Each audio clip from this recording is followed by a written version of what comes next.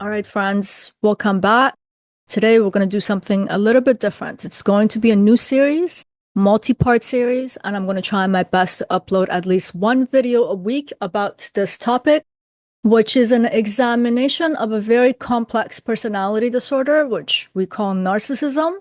And we're going to look at the kind of symbolic representations that they have in the charts. How do we read it in a chart? And it's quite complex because one of the misunderstandings is that only the sun and moon come to be the symbolic representation of narcissism or the so-called malefics. But narcissism as a personality structure in itself is very all-encompassing. It's a disorder that permeates the entirety of the narcissist psyche. And not only it's internal, it also spills over to every facet of their life and everything that they interact with. In fact, we could say narcissism shapes the thoughts, emotions, relationships, and of course, the narcissist's sense of self. So it's omnipresent, ever present in every sphere of life at all times, 24 hours a day. So it's not something that gets triggered. It's operational all the time. So when we consider that kind of complexity, we have to understand that every planet comes to have some sort of a representation of what it means for a narcissist to be a narcissist. It can't just be the sun and the moon. This is almost like saying the entire cosmos of the narcissist, its internal world, is configured around narcissism, and therefore all of their externalized actions are also coming from this place, which we can see it will include all the planets. And what I want to talk about in today's episode is to introduce the core concept at the heart of narcissism, which is about the emergence of the false self. Like the false self is the core component of what it means to be a narcissist. And this inner structure is the key component in understanding what narcissism is, and it's also the way for us to understand the symbolic representation of it in astrology. So I'm briefly gonna describe what this false sense is. I'm gonna use the psychoanalytic lens and psychodynamic theories in summary. And then we're gonna look at how its construction and defense can be symbolically mapped through the traditional 7 planets, the 2 nodes, and the modern outer planets. And I'm going to try to cover as many planets as I can per episode. I really, in my heart of hearts, really just want to cover everything all at once in this episode. But if it's taking too much time, because I want to keep these episodes fairly condensed, I'll continue the planetary breakdown in the next episode or the preceding episodes, and then we're going to move on to more of the features of this personality disorder. And honestly, I really want to take the time to do it justice. So if this topic speaks to you, or you have been on the other side of it in a relationship with a narcissist, and you are interested in astrology, and you would love to see how to interpret this in a chart, I hope you'll come back as the weeks go by and we'll explore this concept. But before moving on, I have to make a disclaimer. An obvious disclaimer. I'm not a clinician or a psychologist, and nothing in these videos should be used to diagnose someone as a narcissist. Narcissistic personality disorder is a clinical diagnosis, and you have to be a professional, a clinician, to understand how this is fitting in that cluster B personality disorder, which in that cluster B, it also includes borderline personality disorder as well as psychopathy. So the purpose of this series is definitely not to be used as a tool of diagnosing someone. I'm stating the obvious, but if anyone who's ever been on the other end of narcissistic behavior, it becomes tempting to take what is being said as a way of saying that individual is a narcissist. I think it would be good to refrain from that. What I'm trying to do, it's merely to show how narcissism, like all psychological and cultural phenomena, have an expression in the archetypal language that we use in astrology.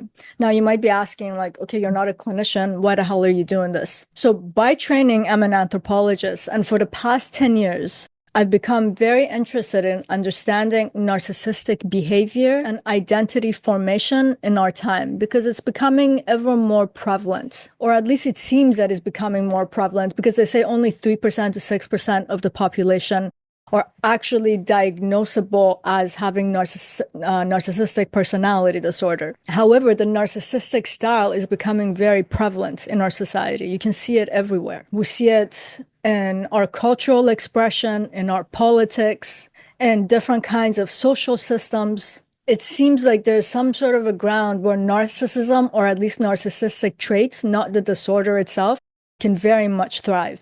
In actuality, it kind of rewards it. So this led me to extensive literature research and academic research to understand what this phenomenon is, like what is happening. And you know what, whenever possible, I'm going to reference the theorists that I'm using to explain a concept, and I'll put it in the descriptions below. So if you're interested to do more research about narcissism or the social research that's been done, I'll put those in the description box below so you guys can have a look. And there's another component too. I myself, I am someone who has encountered narcissism, and not just in theory of reading about it, but in real life. And to be exact, 3 people in my life. And I think it's at this point is also important to say that narcissism doesn't have a gender preference, because 50% of all narcissists are female and 50% are all male.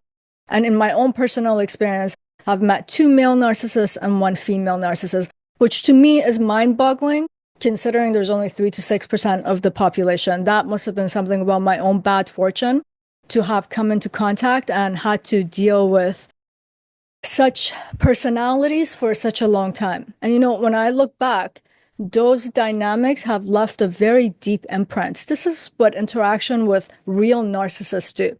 I mean, like sometimes you meet a person with a narcissistic style and you just think, what a jerk or what an a-hole. That's as bad as it gets in the minds. But if you actually have dealt with a real narcissist, what they will overimpose from their internal being onto your internal being, it leaves an imprint and an impression. And this was another reason why it contributed to my desire to really understand, well, what is it in itself as a disorder, and what is this thing we have in society, which is more of that narcissistic style. So just to give you guys a little premise of where I'm coming from and why I'm doing these series and what my intentions are. And if just to do a little bit of housekeeping, if you guys like this content or value the content of this channel, please do remember to like, subscribe, and comment. You know, your comments mean a lot to me. Those of you who interact, we interact, and I very much appreciate that. And more than that, this topic in specifically, again, going back to whoever that's been with a narcissist, in commenting, we can have shared experiences also, which is very powerful in itself. Because a lot of times, if you've been in that dynamic, it's very hard to explain it to other people. And if other people know this individual, it's very hard for them to believe that you are with a narcissist. So the ability to share experiences and to comment can also be a powerful tool. And your voice, your life experiences can help someone else put something into context. It can even validate it, which is very important. And of course, if you guys are interested in my readings, courses, classes, you can go to my website at parisayazi.com. There you will find all of that. And without further ado, let's get right into it. And I'll begin with defining what this false self is. And then we'll move into how each planet becomes the symbolic carrier of the narcissistic structure. So to talk about this concept of false self, I'm going to use the works of 3 major theorists in the field. So we got Donald Winnicott, Heinz Kohut, and Otto Kernberg. I'll put those names in the description box below. These 3 theorists, when you read them, they have their own voice and their own way of conceptualization, but essentially they're describing the same thing, which is that narcissism is not about arrogance and vanity the way that it's usually described, like this grandiose person. It's about a kind of a deep, profound disconnection of the individual from their own real self. So let me just explain what that means. According to Winnicott, for example, the false self comes to be developed in infancy. And it's a kind of a strategy for survival. And this is when a baby's natural expression, like crying, smiling, reaching for something, or even raging, just be crying and being angry, which are all a form of expressing some sort of a need that they have, is not being met with some sort of an empathy. So the child doesn't have an attunement from an early age. It's not even a child. We're talking about an infant right from the get-go. And this results in not feeling like you have emotional safety. So the child from the get-go learns that it's not safe to be real and express myself the way that I want to express myself, the way that I feel. So instead of expressing themselves based on what their internal landscape is, they start to modify that to have the kind of behavior that's acceptable to the caregiver. They begin to perform what the caregiver expects of them so that they can get the kind of care or attention that they need. And if this is keep going on day in and day out, and the baby's brain is just starting to get wired, this kind of a performance becomes internalized and normal. And what these three theorists are saying, that the performance solidifies as some kind of a mask, which is essentially protecting the true self of the child and how it feels. But at the same time, it's also hiding it. So over time, the child comes to lose touch with their authentic emotional experiences altogether. It just becomes about performance. Heinz Kohut explains this a little bit differently, but it's essentially the same idea by saying that the child needs mirroring when they're an infant. And this is to get emotionally attuned to the caregiver. And when the caregiver mirrors the child back, the child feels alive, like I exist, I matter. It gives it a sense of self-worth. This is when that feeling of self-worth is being cultivated because someone's responding to our need appropriately. So when this doesn't happen for a child, the child starts to have some sort of a shield or a defense mechanism by imagining itself as someone that is admired, as someone that does have power, and someone that is lovable. So this creates a kind of a gap and a lack inside the child because the reality of things are not what is actually happening to the child. So that translation for that gap and a lack in between to feel that you have some sense of agency and to have some sense of personhood is to actually start to create a set of beliefs, which is I can be lovable if I can be perfect. And it's precisely this that later on in life, it leads to that sense of grandiosity that's associated to narcissists. It becomes fantasies of being special, being perfect, or having complete self-sufficiency, which is essentially a cover for deep feelings of neglect and the shame that the child is feeling, that I'm actually not perfect. That's why I'm not worthy of receiving love, admiration. My voice has no power. So the mind actually like flips it and it does the opposite thing for itself. I am powerful. I am perfect. But it has to make a story to bridge this gap. And then just to briefly mention the way Otto Kernberg defines this, he says that narcissism is a personality split. So it's unable to hold two contradictory ideas in its mind, that the self can be good and the self can also be bad. It's like the psyche of the infant can't negotiate with this contradiction. So it starts to, from infancy, from childhood, it starts to split experiences into extremes. It's I'm either amazing or I'm completely worthless. And when it comes to you, let's say you're their partner, you're either perfect or you're nothing. And this is known as splitting in the language of narcissism when people talk about it. And this is also a mechanism to help the narcissist to keep its sense of false self and not collapse. But it comes with a cost. That means the narcissist never really matures up past the age of 2. They say the oldest narcissists internally, they're about 6 years old. They lack empathy. They can't have real intimacy because of this. I mean, think about it. If you're splitting, you're in a relationship with someone and you're using phrases like, you always do this. You're always like that. You have never done this. These over-exaggerated statements are saying something about splitting because no one's ever and always and never a certain way and then always, never, ever another way. So you're either all good by these kinds of statements or you're all bad. And if someone's all bad, they're your enemy. It's hard to connect with them. It's hard to be intimate with them. For the mind to negotiate going from enemy to love, it takes a lot. So this is a dilemma. This is why intimacy becomes compromised with narcissists. And this is also becomes problematic with building a kind of an identity. Like if you're all bad, how does one embody that identity? And the next minute you're all good, but then again, you're all bad.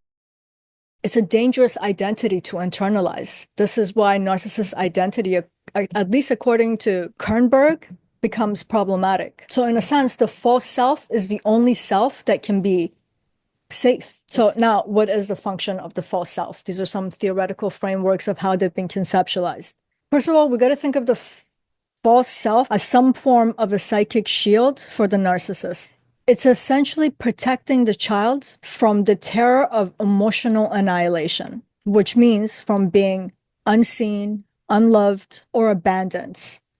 I mean, to a child, these three factors, if you don't have it, you are being annihilated. Your sense of self is not being confirmed. You need that to actually know that you exist, especially as an infant, when you're trying to go through that first set of individuation to have a sense of self. So these are paramount to have as childhood experiences from our caregivers.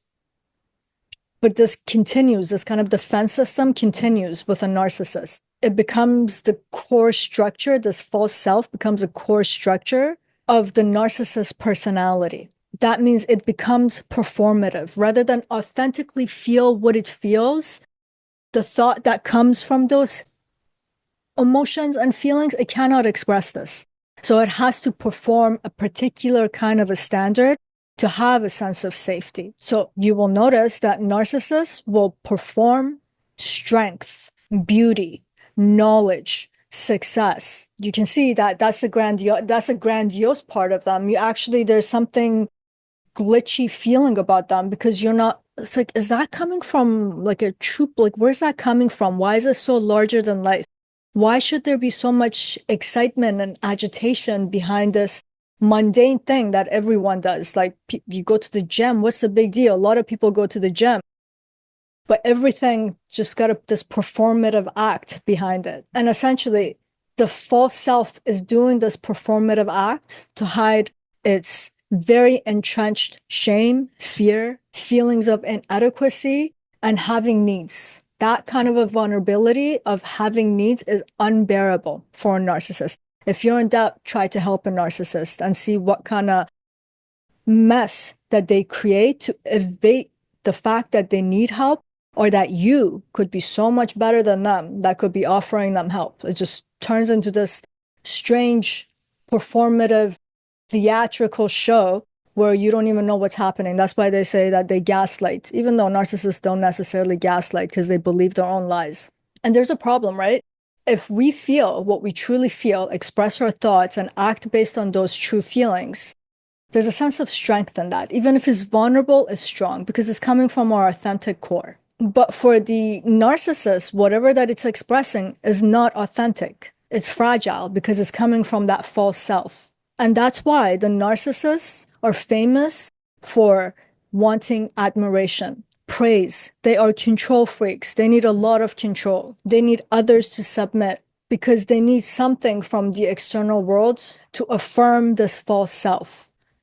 And I'm assuming from their perspective, there must be some gap and lack inside. Like, they must feel that false self to some degree that they need it so strongly affirmed by the external world. And if you have ever been with a narcissist, you cannot contradict them because that expression that they just had is not coming from an authentic place. It's just formulated and then it came out as a speech and as a performance. So the slightest contradiction or criticism will be met with aggression or emotional coldness and suddenly them distancing themselves. In essence, they need other people to uphold the image that they're projecting and is not true, is the false self. And when that reflection fails, that's when you get narcissistic rage. You also get emotional collapse, mortification. These are some of the things that we'll talk about in the upcoming episode on how different planets attach to them. And this is why narcissism is called a personality disorder. That means it's not just a set of traits. It's just a maladaptive inner structure that runs deep through and through, and the true self has just been atrophied and is this small, whereas this false self reigns supreme. And this false self, because it constantly needs to affirm itself, it's inflexible, it's self-centered, it's emotionally chaotic, and all of its behavior is always organized around having a defense. And defense of what? Defense of this false self, because it's fragile. And at the same time, it is also defense of the true self that has been atrophied because it was never allowed to fully form. So think about the vulnerability. The strongest human beings are the people who have a core and a center of being that is strong, resolute, well formulated, with a lot of agency. That's what true strength is. And for a narcissist, that core is like this small, while the false self is this big. So that vulnerability in the narcissist is huge. So that's what that defense is for. That's what they're constantly trying to protect. They have to protect the false persona to be able to continue. At the same time, they have to protect this true self that has been atrophied. And a lot of the topics that we'll be talking about are some of the common terms if you've been looking up narcissism, such as control, manipulation, idealization, devaluation, projection, fantasy, disassociation, the discard phase. All of it is stemming from the split between the false self and the true self. It's about protecting that rejected true self that has atrophied. This is why they also split. Like everything's good, everything's bad. Because that's their internal wiring. So it seeps into every facet of their life. That's why it's something that's clinically diagnosable. This is why there are patterns from one narcissist to another. So if you have ever seen one and you understand how this structure works, as soon as you come across another narcissist, you're like, oh my God, it's like a carbon copy of the last one. How is this possible? There is something repetitive because that's the structure of the psyche. So from here, I'm going to start getting into the planets, and we'll see how each of the planets are reflecting or acting as an archetype that shows the split in the narcissist between the true self and the false self, and what the outcomes are. Some of them will clearly represent the inflation or the defense of the narcissist, while others will give us a very clear picture of how the false self is working itself out. And then other ones will show us the mask, how the narcissist uses the mask, what the function of the mask is. And of course, what's behind the mask. This is the beauty of astrology. If we actually like push the mind to understand not just what the symbol means, but if they are symbolizing this, what's behind that? What's behind that gives us a very deep look. So now let's use astrology to map the psyche of the narcissist in the symbolic world. And we're going to start with the sun. So first, let's look at what the sun represents, how it manifests in us as our sun self, when it's functional and when it's healthy. The sun symbolizes the core self, the center of being, the self itself. It's the sovereign center of being. It is where identity and ego even emanates from. These are the symbolism of the sun. That sense of integration between all these components is also related to it. And when they are integrated, the self has a sense of integrity because of that integration and is just radiating its own conscious will. It's also the source of our inner light, our vitality, and our capacity to be a coherent, self-possessed agent in the world. But when we go to the narcissist, the solar center is completely hollowed out. That true self that should have been nurtured through mirroring and emotional attunement in that early stages of life is either rejected or is just unformed, is just buried under the false self. And instead of having this solar center as the self, what emerges is an image of the self. It's like a hologram of the self. And you know, there's a part of the sun that represents fame, for example. Healthy fame is because we have acted as that center, as that solar center. We have contributed. Where now other people, and we've created stability, so now other people are orbiting around us. Like when we look at true leaders, they truly inspire us and they aspire us to be better human beings just by the virtue of who they are. But the narcissist can't do that because all they have is this hologram and this image.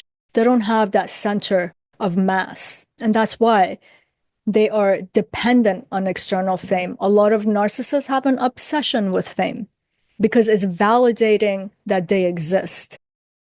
It is validating that they matter. And these are all represented by the sun. So when you look at the sun in a birth chart, you have to look at the condition of the sun. Is this a functional sun or is this a dysfunctional sun? Which is generally what's the strength of the sun, how prominent it is. Is it in a friend sign? Is it in a masculine sign? Because that's where we want the sun. Is it in houses that permit it to radiate, shine, and bring vitality? Or is it stuck in some house that's deducing its sense of health and vitality? These are the kind of indicators that we have to look at. So in some ways, like when you look at the sun in the sky, it's radiating its own light from its own core. All that fusion is just expressing itself as heat and light naturally, inherently. The narcissist light needs another light source to have a sense of light. Is drawing his identity not from within itself, but from others and how others are perceiving it. So the narcissist is hyper vigilant. It's constantly assessing, like, am I being seen the way that I want to be seen? Am I shedding that light? Am I illuminated? There's always some sort of a self-doubt. And this is another reason why the ego, that other signification of the sun, becomes super inflated, which is essentially to shield that fragile inner core that's been subdued and has atrophied. And their identity, for this reason, also becomes very unstable. You know, I've said this in other videos. When we have healthy ego, we always want to shun ego. But healthy ego is a way of understanding what we need internally, have a good sense of that, and then have a good sense of how other people perceive us, and then start negotiating with the external world to have our needs met and to connect with other people. Narcissists don't have a sense of self. It's not coming from an authentic place. So they rely heavily on how others reflect their light back in them in terms of how they see them. And then that's how they see themselves. And that's why they split. And then they go into a narcissistic rage, because if there's any kind of a discrepancy, it's intolerable. And then their identities becomes very fragile, unstable. It becomes contingent on their performance. It becomes very much dependent on getting recognition. And then, if you pay attention, narcissists are in the business of perception control.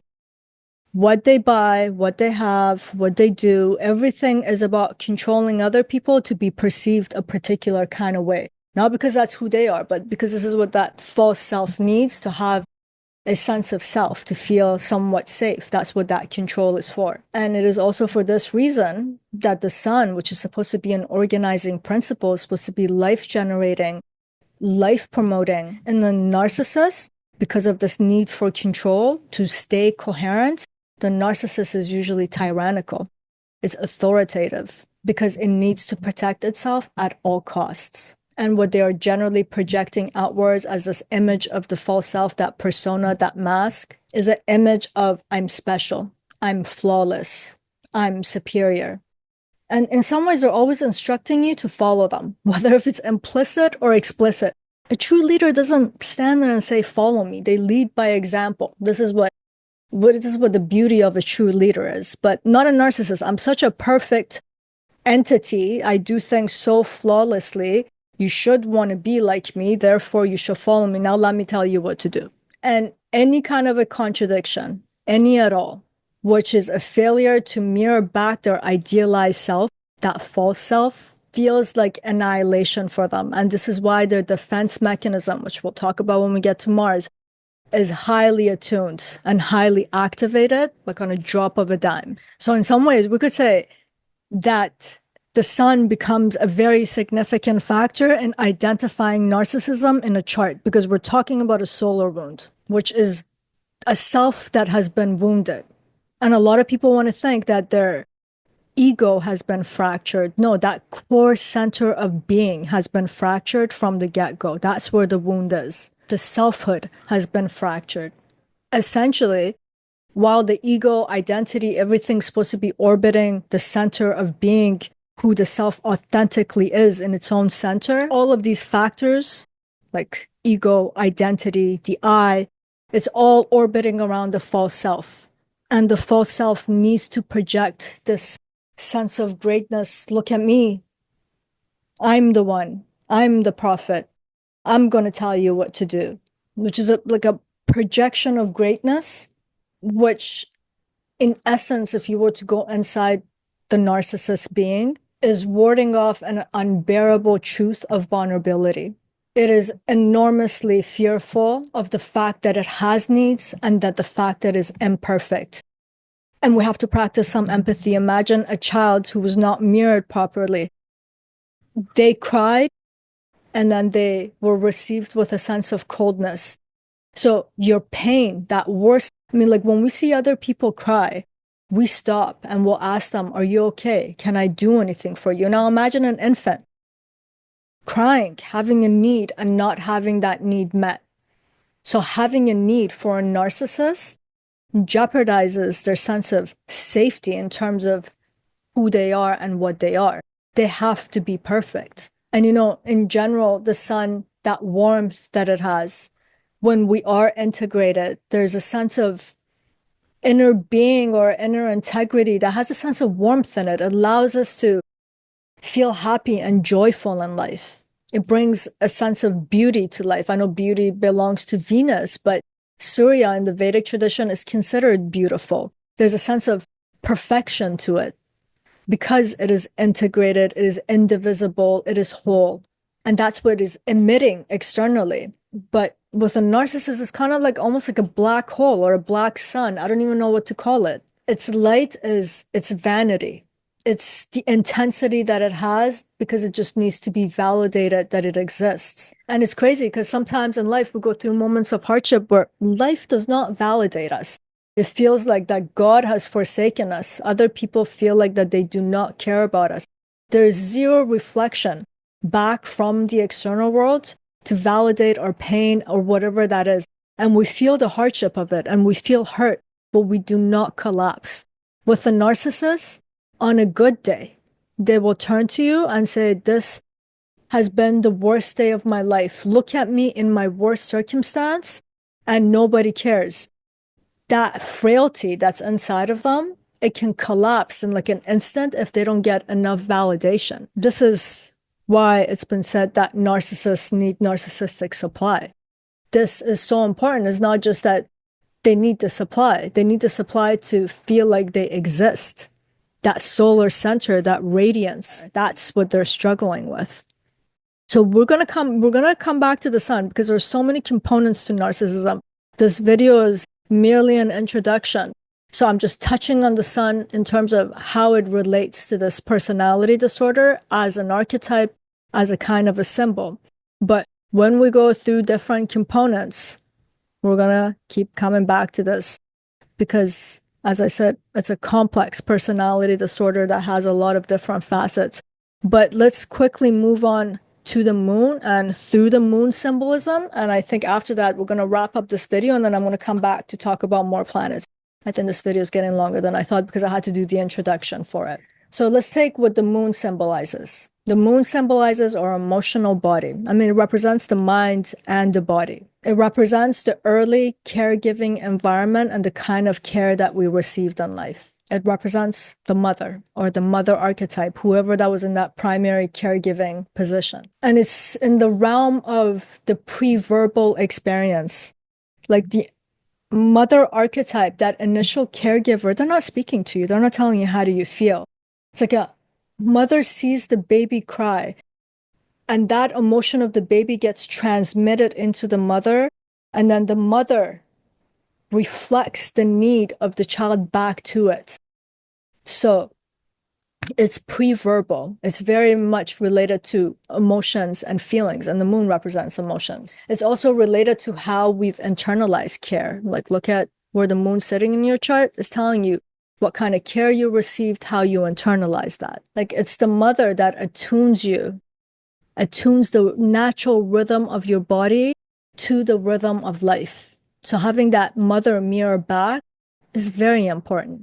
In a sense, the mother is sitting there as an emotional reflection, like the moon that is receiving the light of the sun and is constantly reflecting it back. This is what the mother or the mother archetype, the primary caregiver, is supposed to do for that child. And in a healthy development, when the moon is strong and prominent in a birth chart and it's positive, is showing that the mother did this mirroring. So the child's spontaneous inner feelings where they had an expression, they were acknowledged, validated. The baby was received, they were held and nurtured. So it allows the child to have an internal organization that is based on its reality and what feels real, true, and authentic to it. It's also a way of feeling that I have a sense of self, My sense of self is important, is valuable. I am worthy. I can be seen. I'm not invisible. There's a sense of strength that the mother is imparting to their child when they do the proper mirroring. And that's what the moon represents. But in the narcissist child, this mirroring was never received. Or even if it was received, it was distorted. So the light is never reflected back to them. And I say distorted because not all parents fully neglect, but they don't understand the rhythm and the timing, for example, of the child. And they're constantly projecting and imposing their rhythm and timing on that child, which is to not allow the child to have an authentic expression that they need to at that moment in time. Some parents will tell their kids, like, why are you laughing? You're so annoying. Can you shut up right now? This is problematic because they're not allowing that child to have a full expression. And later, when the child is authentically feeling that way, they're going to censor themselves. They're going to perform another kind of expression that's conducive to the moments because they still want the validation and the care from the mother. So now they can get it in that way. The thing is, when our mothers, when the mother archetype meets us where we are, especially in those initial stages of life, we learn unconditional love. No matter how I am, no matter what I'm like, I am loved. The narcissist mother teaches the child to feel shameful about the expressions that it has, the emotions and the feelings that it has. And love is very much conditional. If you are behaving the way that I want you to behave, good boy, good girl. That's what in the same psychoanalytic tradition is actually called a bad mother, which we'll discuss in another episode. The mother, people want to say the son is important. Yes, the son got affected, but who affected it? The mother, the primary caregiver. So these two factors in a chart become extremely significant, and we have to take it into consideration what kind of condition they're in. So it's kind of like the sun is the outcome of what the moon did.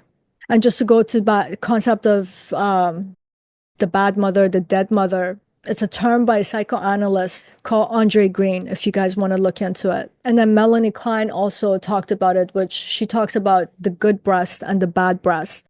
It sounds weird, but when you actually read these theories, they're very profound. And this idea of a dead mother or a bad breast is talking about the failure of the mother, which means that the mother as an early emotional source becomes very unreliable, or it's unresponsive, or it can even be punishing. So this is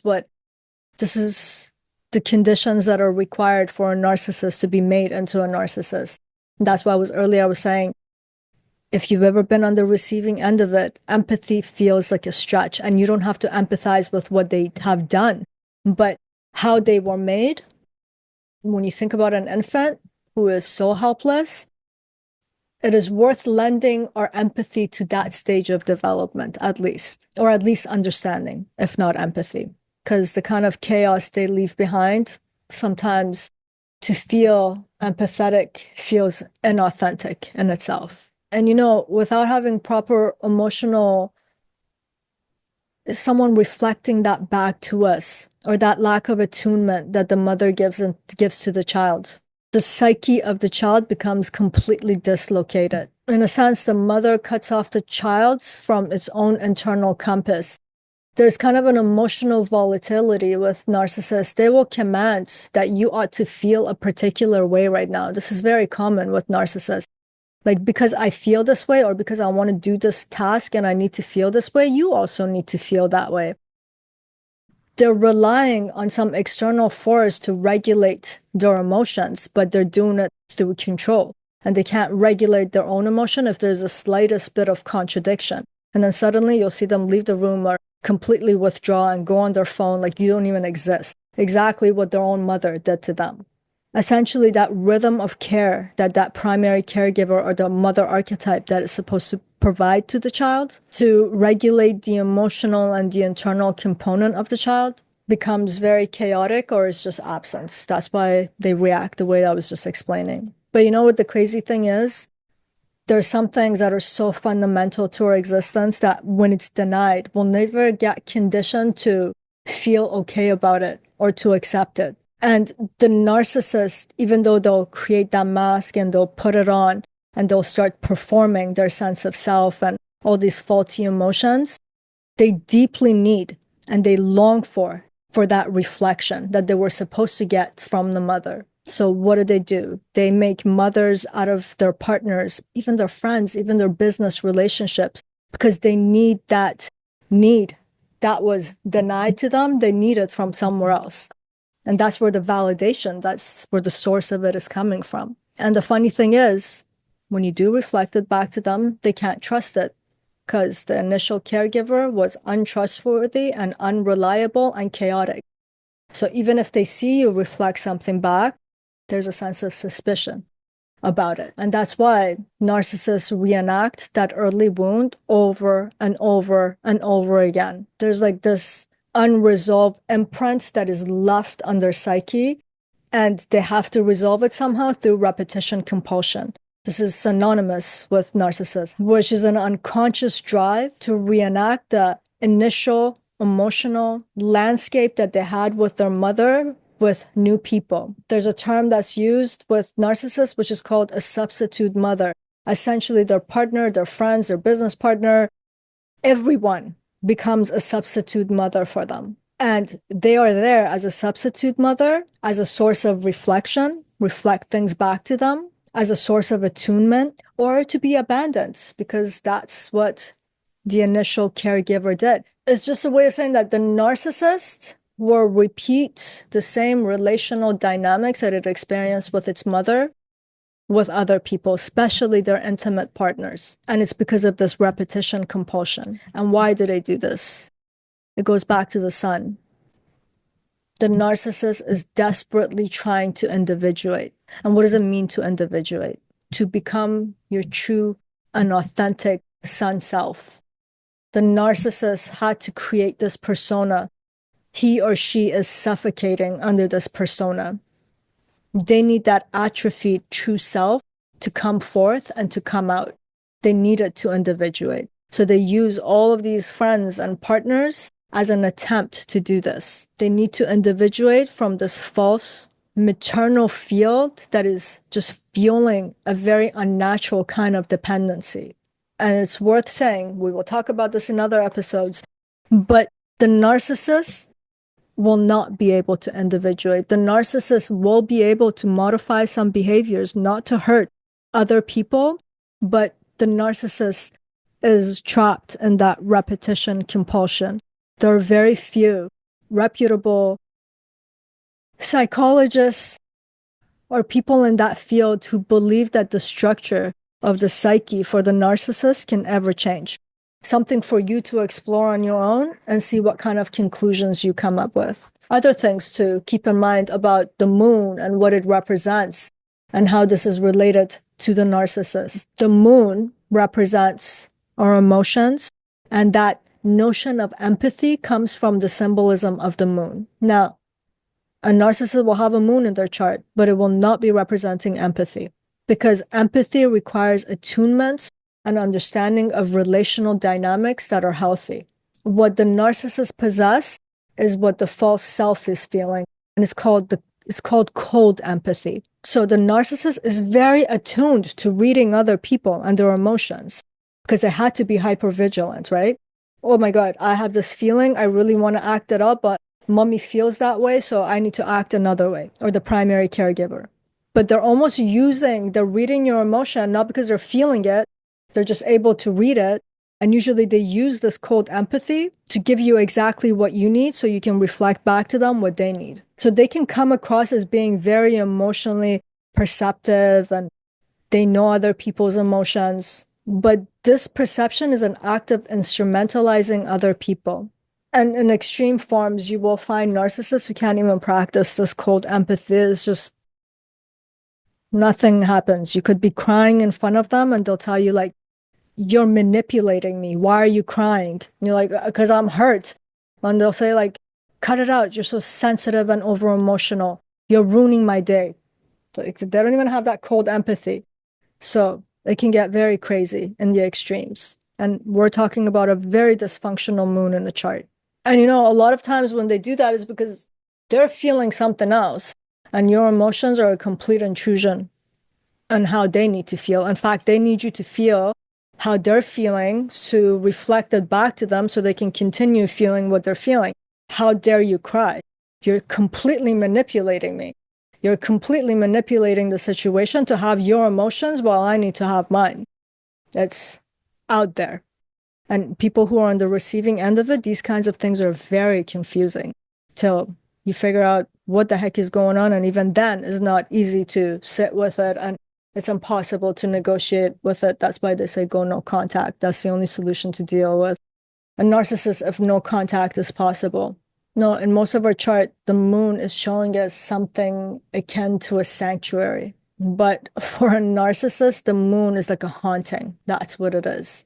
It's a realm of ungrieved attachment. It's places of rupture. It's always longing without landing. Like if you have ever been with a narcissist, your heart actually initially goes out to them because you will pick it up, or they will explicitly express how they never feel at home, how they never feel a sense of belonging, how they always feel like they're alone. They're actually, in those instances, are being intimate and saying something true about themselves. And where that is originating from is from their mother wounds. They have solar wounds and they have lunar wounds that run very deep. No matter, and no matter, I can't even formulate a sentence. And no matter how much you reflect back to them, let's say that you love them, that you are there for them, it can never be received. It's just not enough reflection. It's like the abyss, the black hole, where all the light is sucked in and it just never lands. The satisfaction and the satiation will never come. And that's coming from that dysfunctional moon in the chart, which is related to their birth mother, to their primary caregiver or caregivers.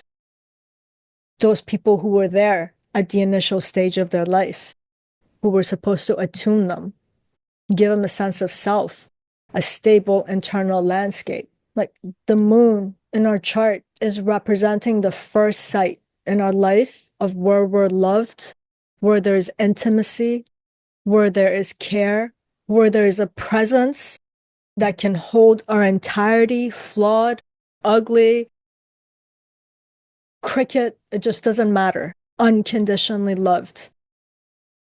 But with a narcissist, this moon, this sight that's supposed to hold, it's actually an absence.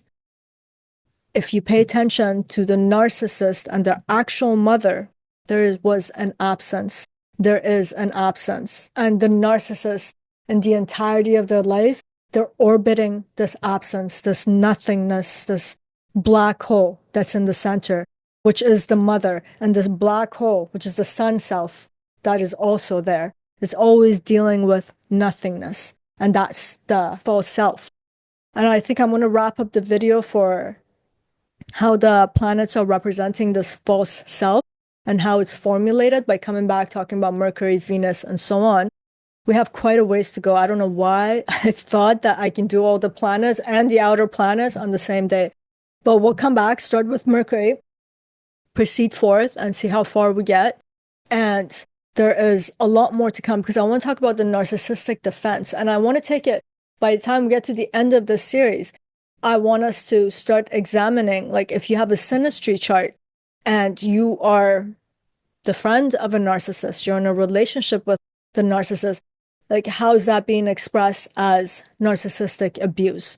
So in the beginning, few first episodes, or at least the first half or most of the episodes, are going to be about understanding the structure of the narcissist, its behaviors, why it does what it does. And then we're going to come back and look at it from the other end too. Yeah, we'll just leave the episode here and we shall come back with Mercury significations regarding the false self. And that's it for today. Much love. Till next time.